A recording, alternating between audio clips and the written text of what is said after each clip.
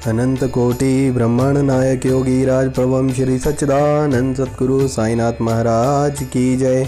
प्रिय भक्तों, श्री साई सच्चित्र के अध्याय 47 को आज हम पढ़ेंगे, जिसमें पुनर्जन्म, वीरभद्रप्पा तथा चीन बसप्पा, सर्प और मेंढक की वार्ता के बारे में बताया गया है। गत अध्याय में बाबा द्वारा बताई गई 2 बकरों के पूर्व जन्मों की वार्ता थी और इस अध्याय में कुछ और भी पूर्व जन्मों की स्मृतियों का वर्णन किया जाता है।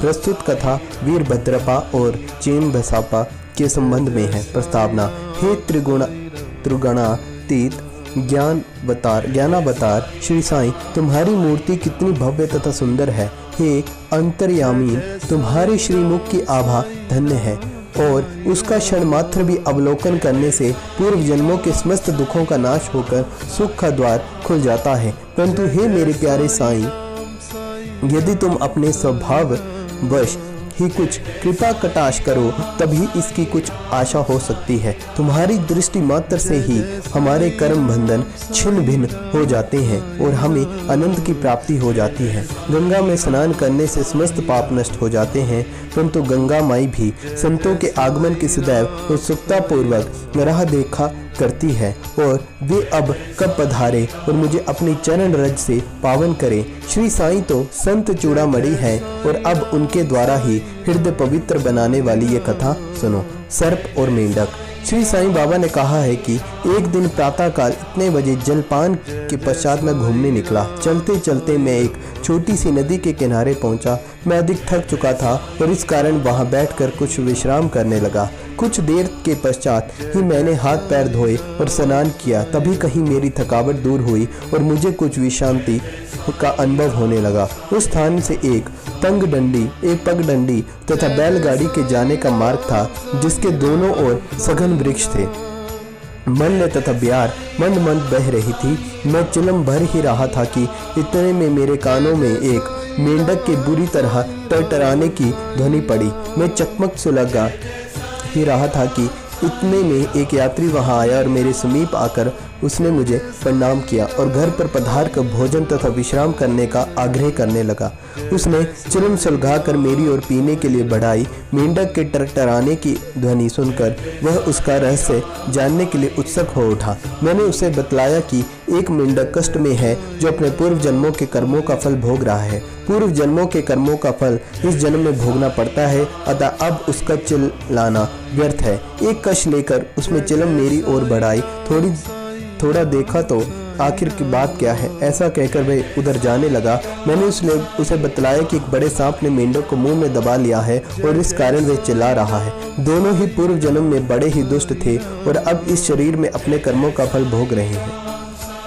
आगंतुक ने घटना स्थल पर जाकर देखा कि सचमुच एक बड़े सर्प ने एक बड़े मेंढक को मुंह में दबा रखा है। उसने वापस आकर मुझे बतलाया कि लगभग घड़ी 2 घड़ी में ही सांप मेंढक को निगल जाएगा। मैंने कहा नहीं, ये कभी नहीं हो सकता। मैं उसका संरक्षक पिता हूँ और इस समय यहाँ उपस्थित हूँ। फिर सर्प की क्या सामर्थ्य है कि मेंढक को निगल जाए? क्या मैं व्यर्थ ही यहाँ बैठा हूँ? देखो, मैं अभी उसकी किस प्रकार रक्षा करता हूँ।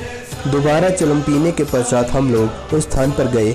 आगंतुक डरने लगे और उसने मुझे आगे बढ़ने से रोका कि कहीं सर्प आक्रमण न कर दे। मैं उसकी बात की उपेक्षा कर आगे बढ़ा और दोनों से कहने लगा कि अरे वीरभद्रप्पा, क्या तुम्हारे शत्रु को पर्याप्त फल नहीं मिल चुका है जो उसे मेंढक की और तुम्हें ये सर्प की योनि प्राप्त हुई है? अरे अब तो अपना वैमन से छोड़ो, ये बड़ी लज्जाजनक बात है और अब तो इस ईर्ष्या को त्यागो और शांति से रहो।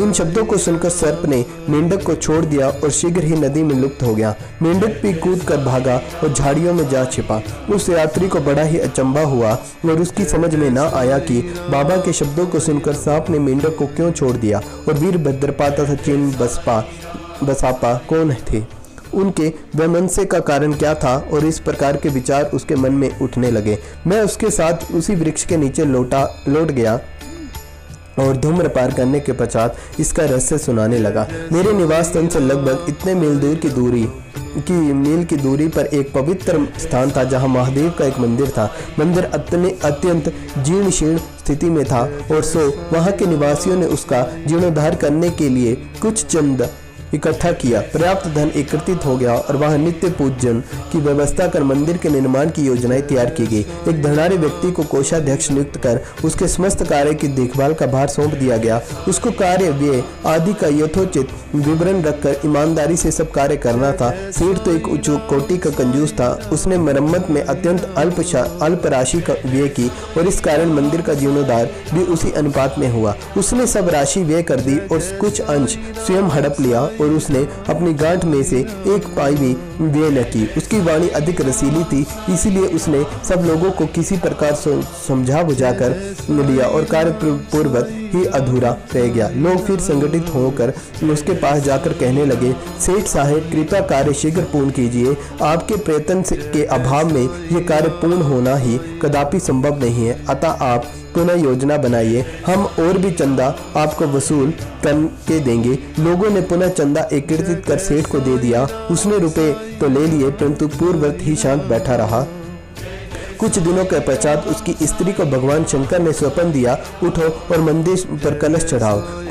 जो कुछ भी हुआ था जो कुछ भी तुम इस कार्य में व्यय करोगी मैं उससे 100 गुना अधिक तुम्हें दूंगा। उसने ये स्वप्न अपने पति को सुना दिया। सेठ भयभीत होकर सोचने लगा कि ये कार्य तो ज्यादा रुपए खर्च करने वाला है, इसलिए उसने ये बात हंसकर टाल दी और यह तो एक निरा स्वप्न है और उस पर भी कहीं विश्वास किया जा सकता है।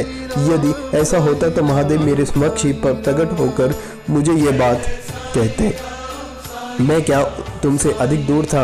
ये स्वप्न शुभदायक नहीं है, ये तो पति पत्नी के संबंध बिगाड़ने वाला है, इसलिए तुम बिल्कुल शांत रहो। भगवान को ऐसे द्रव्य की आवश्यकता ही क्या है जो दानियों की इच्छा के विरुद्ध एकत्रित किया गया हो।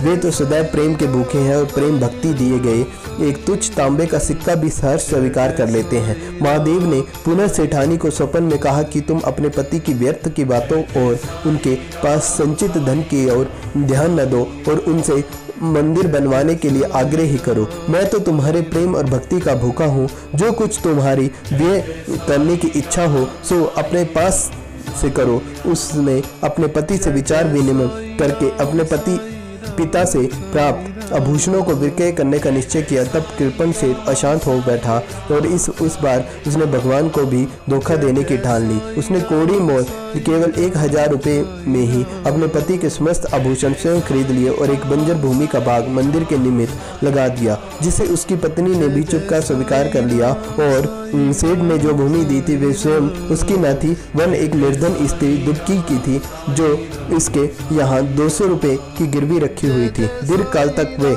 ऋण चुकाकर उसे वापस न ले सकी, इसीलिए उस धूर्त कृपण ने अपनी स्त्री दुबकी पर भगवान को धोखा दे दिया। भूमि पथरीली होने के कारण उसमें उत्तम ऋतु में भी कोई पैदावार न होती थी। इस प्रकार ये लेन देन समाप्त हुआ। भूमि उस मंदिर के पुजारी को दे दी गई जो उसे पाकर प्रसन्न हो गया। कुछ समय के पश्चात एक विचित्र घटना घटी। एक दिन बहुत जोरों से झंझावट आया और अतिवृष्टि हुई।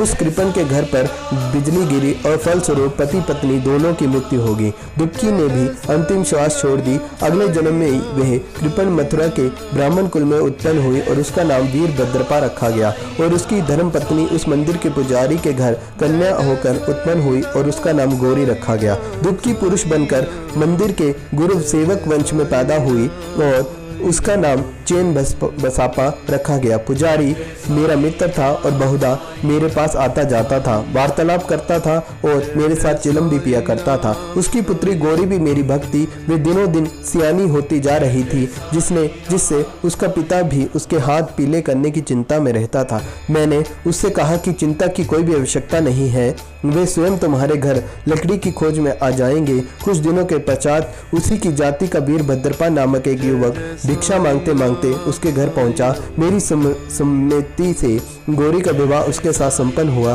पहले तो वो मेरा भक्त था, किंतु अब वह कृतज्ञ बन गया और वे नूतन जन्म में भी उसकी धन तृष्णा नष्ट न हुई। उसने मुझसे कोई उद्योग धंधा सुझाने को कहा, क्योंकि इस समय वे वैवाहिक जीवन व्यतीत कर रहा था। तभी एक विचित्र घटना घटी।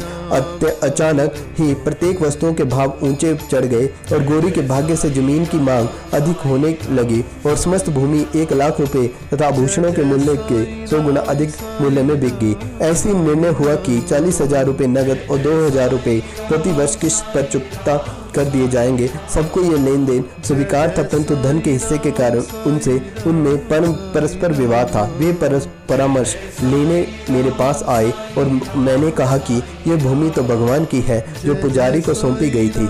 इसकी स्वामिनी गौरी ही है और एक पैसा भी उसकी इच्छा के विरुद्ध खर्च करना उचित नहीं है तथा उसके पति का कोई भी अधिकार नहीं है।